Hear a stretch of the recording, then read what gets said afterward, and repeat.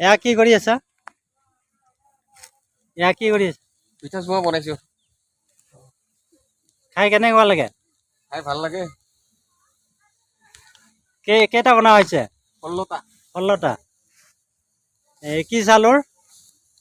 বৰা চাউলৰ। বৰা চাউলৰ। আমাৰ সৰু বড়ো বনাইছে পিঠা চুঙা। কেনেকুৱা? বঢ়িয়া। বিহুৰ সমস্যা কেনেকুৱা? বঢ়িয়া।